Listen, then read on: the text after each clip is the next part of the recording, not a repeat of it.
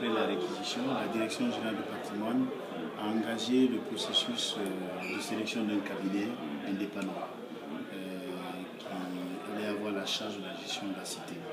Et ce cabinet privé a été recruté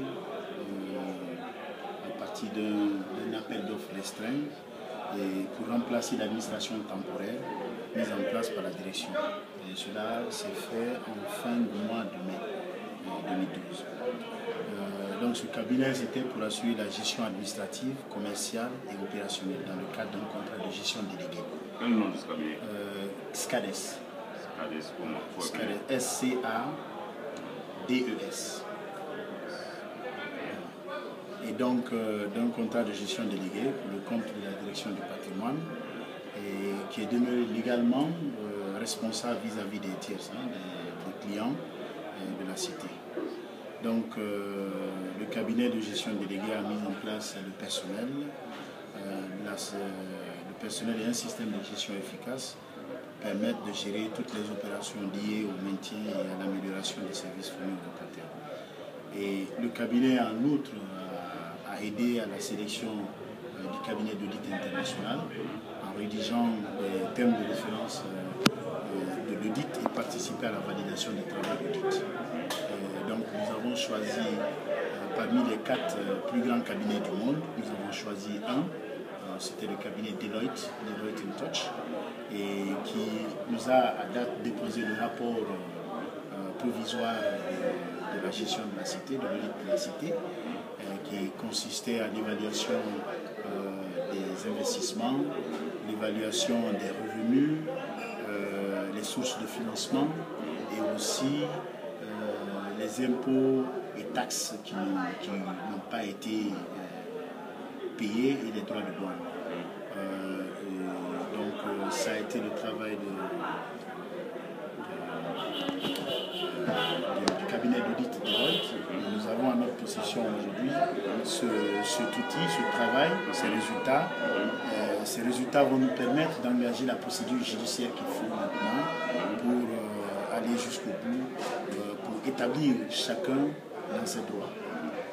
Et de façon concrète, de façon un peu plus détaillée, quels sont les résultats? Les résultats sont que aujourd'hui, les revenus en plus des impôts, taxes et droits de douane qui n'ont pas été payés, aujourd'hui dépassent par des millions de dollars la valeur actualisée des investissements. Aujourd'hui, la valeur actualisée des investissements s'élève environ à 48 à 49 millions de dollars. Et les revenus et les impôts et taxes de douane qui n'ont pas été payés, et les revenus qui ont été reconstitués et les revenus qui restent encore à reconstituer, nous sommes dans l'ordre de 57 millions à 58 millions de dollars. Donc voilà les quelques résultats. Et ça, c'est en dehors des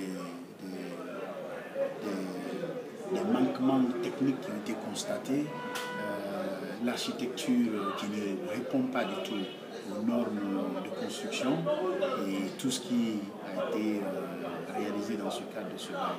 Et ce qui est aussi à déplorer surtout dans ce bail, c'était le fait qu'il n'y avait à l'entame et maintenant, en amont et en aval, aucun cahier de charge par rapport à ce bail à construction.